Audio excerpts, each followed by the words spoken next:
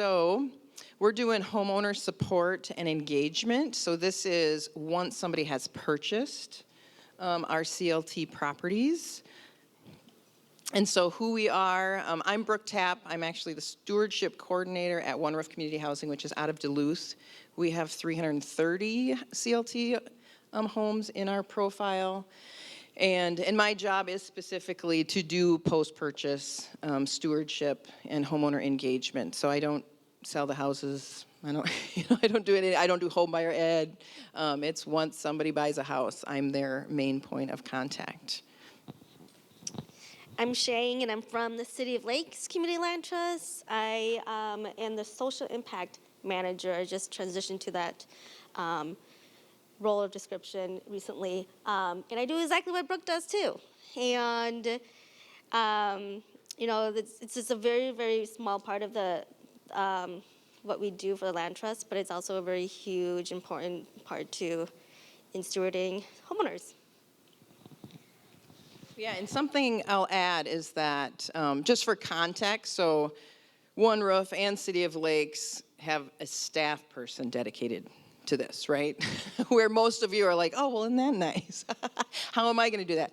So I think City of Lakes, you've been in like 25 years. Are you guys 25 years old? So we've been around for 21 years. Okay. Yeah, so 21 years, celebrated 20 years last year. Yeah, and I think we're like 25 or 30, the second land trust in Minnesota.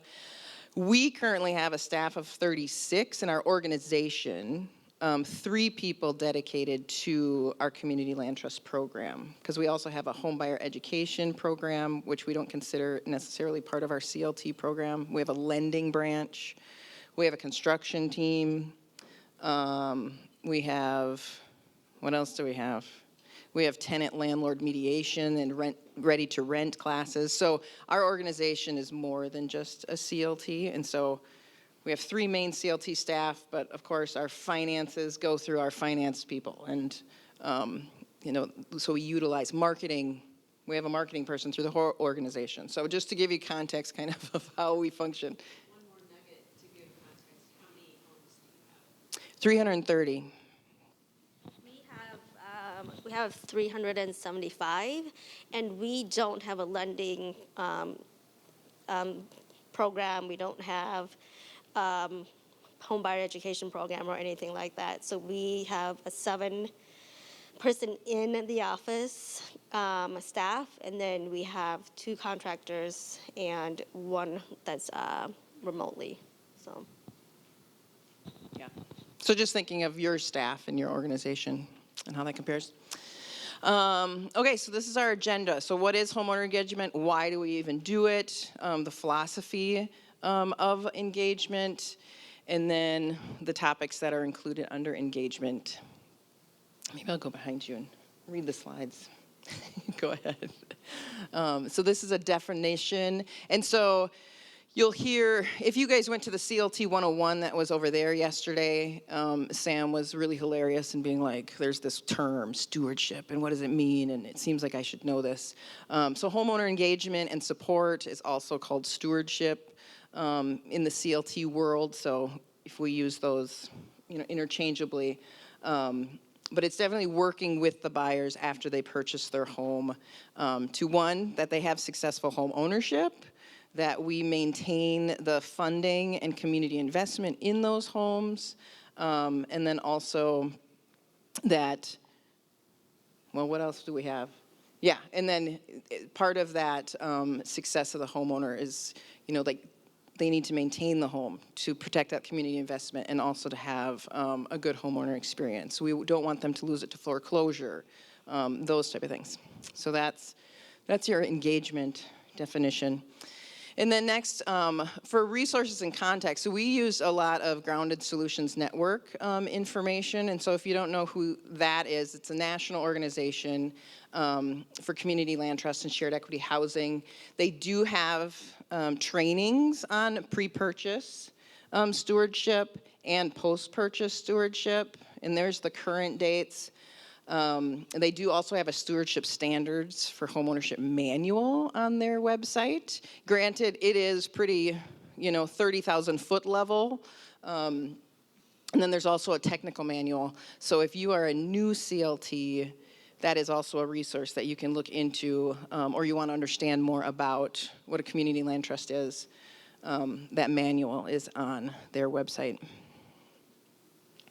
So the goals, do you want to do? So we do have 4 goals of homeownership support and engagement, and this is works all across the board. And number 1, we always want to promote the success of homeowners. Number 2, we want to protect affordability and the publicity invested in homes, preserve the quality and conditions of the homes for future generations, and then prevent the loss of public investment in homeowner returns, and especially foreclosure. Does anybody have any questions about these 4? Yeah. How do you guys define success? How do you define success? That is a great That's a good question. Yeah. I mean, and it varies. I think it's mostly if people can stay in their home is success. And some people's success is to sell the CLT home and buy another one. Some people's success is to have stability in retirement. I would say part of success is also maintaining the home to a certain level, because one, the homeowner benefits from that, living in a home that's well maintained, but it also, because we rely on the homeowner to keep a well maintained house, right? So when it goes back on the market and it's ready to sell, we want it to be in good shape so that either if it's too in disrepair, we might lose it from the program, and then we've lost that funding. And so we're partnering, essentially with the homeowner we want you to take care of this house because it's the community's entire resource, and it's in our portfolio. So success in that way, being able to maintain their home. And then I think the rest of the success is, pretty personal. But yeah, mostly it's keep their home, be financially fit, and then that it's well maintained so we don't lose the resource out of our portfolio. Mm-hmm. Yeah, and on the manuals, on the table, so this is also on page 4, these homeowner engagement, or also known as stewardship goals. So we've kind of already talked about why we do it. We have the funders that we've committed to. That is like, okay, they're going to give us this money. We say that if they invest this money, we will keep this home affordable in perpetuity. And so, like I said, we have partnerships with our homeowners. They need to be able to maintain those homes, have the education to maintain those homes, in order that we don't lose that funder investment. So we've committed to that, and we've also committed to our funders who our homes are going to serve. And then our mission, which I think, other people have talked about this week. Also, another part of our homeowner engagement and support is keeping track of the documents, the legal documents. So the land lease is like, the most important one and the one that's different from other home ownership. So we need to make sure that we have their land lease. We know where that is, any other legal documents. And then we also know that it works. And I believe it was Sam that mentioned in her presentation yesterday that CLT-owned homes have less foreclosure rate than market rate homes. And that is in large part because of this homeowner engagement and support. Like they have a team behind them. Like they get to call Sheng or I when they have a maintenance question. They're like, oh my God, I don't know what this is. My faucet's leaking. And it can be that basic. And it's just somebody to call if they're a first generation home buyer, those type of things. So it's this homeowner support that really helps limit that foreclosure rate. Can I just add? And also with the decreased percentage of delinquencies and foreclosures, we've also been able to partner up with some of our city funding programs or support programs for homeowners to possibly go through the process of being a land trust homeowner to prevent themselves from going to foreclosure. So that's a good, also a way to track. So the philosophy is this 3 different philosophies. And I wouldn't think of this as a gradient of where you should be, like we need to get to this level. It's more about understanding that there's different levels of engagement, and your organization can decide where it makes sense to be. And so I think, yeah, let's go to the next one. So the primary goal of one philosophy is to create community and engagement. So building strong relationships with partners, engaging with your homeowners to be advocates, get them involved in community, create social events and meet, so it's like really getting your homeowners involved on a larger scale with each other, things like that. So that's one engagement philosophy. And then there's the other one, empowering independent homeowners. So this is where you have, you just give them some tips on maintenance. You reach out to them through e-newsletters. You're trying to keep a relationship going. You want them to know who you are, so you have some communication with them often. And then the next one is where you kind of at the base level need to know the land lease. If they call you with questions, you don't have to respond to them, but you know where you can send them, have a list of resources, and maybe you have some trainings or meetings just to bring them in and give some topics. But it's mostly like keeping track of legal documents, a part of the land lease, answer questions about resale formulas, maintenance, the land lease fee, and you're not becoming their best friend. And so on here, we have where our organizations are. And so One Roof, we're in between the empower independent homeowners and create community engagement, and where I think that we're in between like that. We host 3 homeowner events a year. And so where I rent, kind of a tourist attraction, like the Duluth Aquarium. I rent it exclusively out, invite all of our households, and we just are getting together. And then they know who I am. And then so hopefully, like the goal is, if they're going through a divorce and they got to sell the house or the foreclosure or financial problem, they lost a job and they just can't pay their lease fee, they're not afraid to call me. That's like the hope. I send newsletters like once a month, and then some other, maintenance tips. And if there's anything cool going on, like, hey, here's this thing in the community, I let them know about it. So I'm in conversation with them quite often.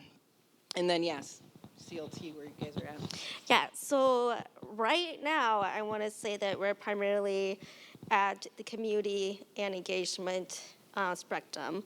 I want to say when I first started, we were at the bottom, primarily the goal just to make sure that all of our homeowners knew what our policy and procedures were, what documents to look for.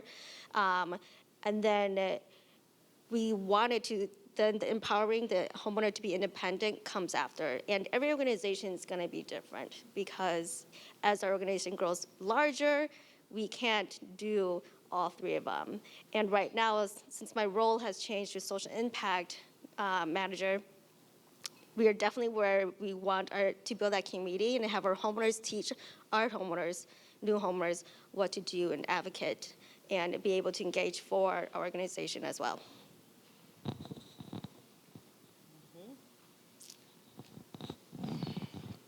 So here are your building blocks. The legal agreements is kind of where we start. We have our land lease fee. If you have an HOA, that's another legal agreement. One Roof has party wall agreements we have 6 properties that are side-by-side townhouses. And so for those 6 properties, we've set up party wall agreements that people have to monthly pay in a fee, additional to their land lease fee, into a maintenance fund that will pay for shared costs of siding and roof replacement, because, it's one building. So if somebody wants to replace the siding and they want to make it red, we don't want to make a line down the middle and the other person can't replace their siding. And the same with like the roof. So it's like if the roof's getting replaced on one side, we're just getting the whole roof replaced. So we have party wall agreements. And then there's the policies of, so once you have this legal agreement, like what's the policy around things that are in that legal agreement, the why of why it's in there. And then there's the procedure on how are we enforcing that policy?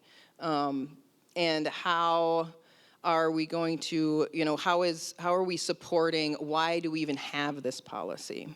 And letting people know that. And I'll be honest, I've been in a few kind of sessions with CLT practitioners, and there's not a lot of them that have policies and procedures really fleshed out in writing. And is anyone from Grounded Solutions in here? I know there's 2 people attending.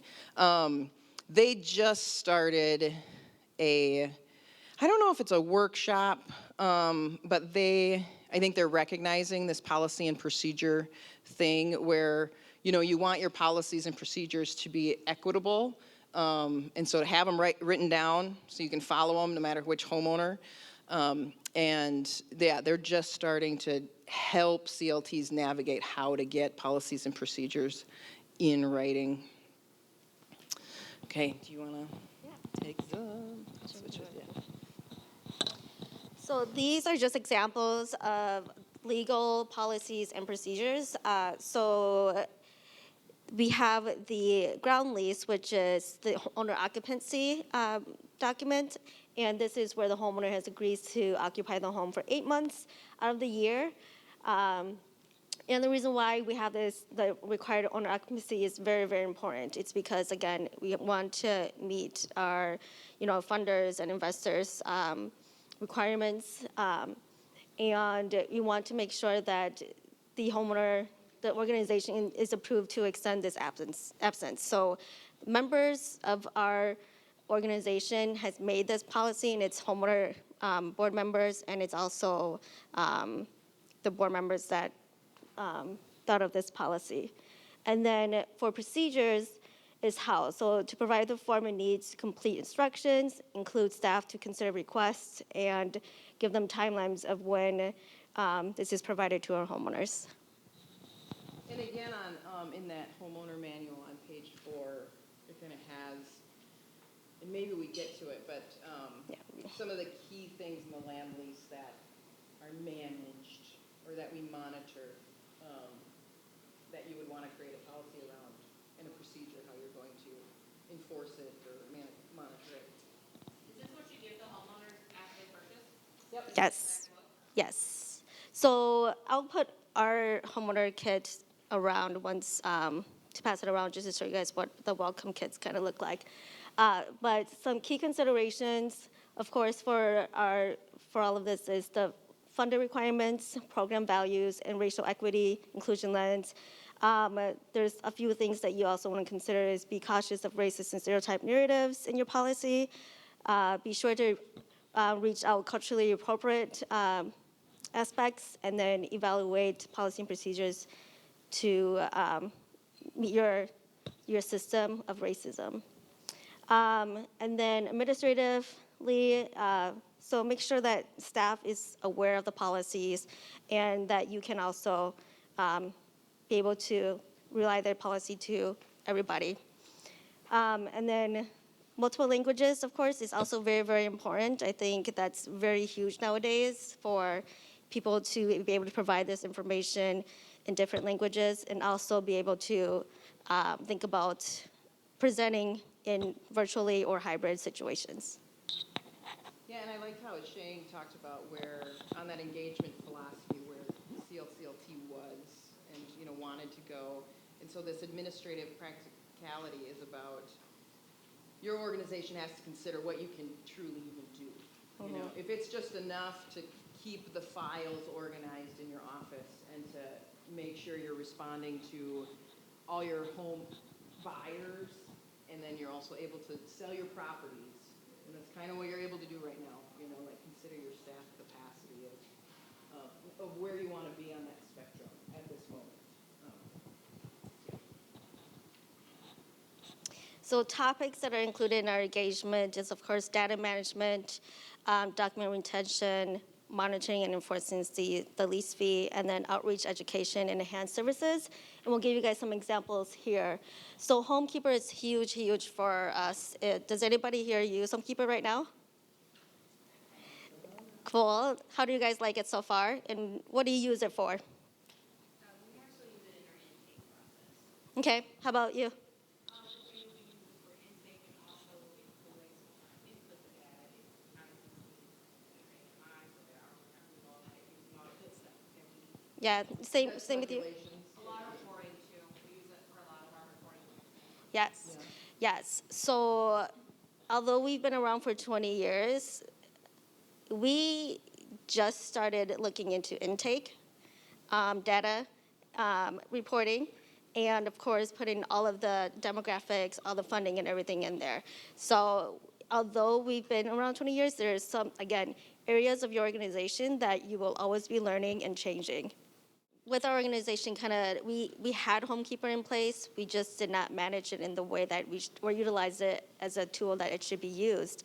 And so I first started off by just entering homeowner names and contact information in there. And now I'm definitely going to look towards look to Brooke here to really, really help me in managing it in monitoring events. And right now, I just actually use it for logging phone calls. Like that's what I'm working through it slowly, but I'm logging phone calls for those problematic situations where I can't get a hold of anybody. Like this is how much I've been trying to get a hold of somebody. Then I can say, okay, now I've called them 10 times. I can send them a letter. I believe we can generate letters out of that Homekeeper system too. So if you guys haven't looked into it yet as an organization, it's a good idea. I believe we just looked into, and you guys can refer to it if you guys are doing application intake, that it does do a little bit of like income calculation in there too. So that's a good start for application intake. So another example is Learn Your Accounting Database. Do you guys use your guys' Hennepin, like I'm from Hennepin County. Do you guys use your accounting database a lot for your homeowners or refer them to the website? When I speak about referring our homeowners to the Hennepin County, or the county, excuse me, the county or the city website too, is they can look up just history, like who's worked on their house, how much their taxes are, even though they're being escrowed through their lender, they might not know what that is. Why are their taxes so high? What's the value of my home? All of this information is good information for the homeowner to also understand. And then down to monitoring events and enforcing the land lease. So as Brooke was referring to page 4 of the manual. All right, so then the fourth bullet here is outreach and education. So we referred to sending out newsletters, the homeowner manual that we're sharing with our homeowners post-purchase. Just constant communication with our homeowners is a great way to keep them in the loop of what's going on with their lease fees, what's going on with the organization, what other resources that are out there to benefit the homeowner if they're going through foreclosure, they're going through other financial distress, home improvement loans, and then the fifth thing down there is enhanced services. So it's also community engagement. We want to be able to get our homeowners to be able to advocate for their land trust, be able to tell their story, which is the best way to get new homeowners into the organization, to spread the word. And then we can go to the next slide.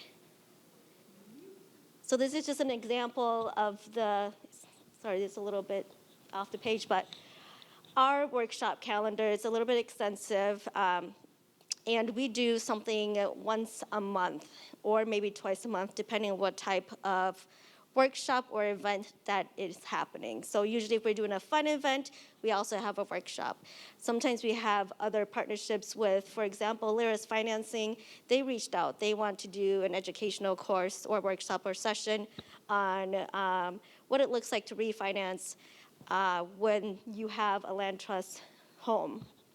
What else? Winterization is a great workshop, especially for the first-time home buyers. because, they can go vacation and they don't know how to winterize their home and the pipes bust and that becomes a huge problem.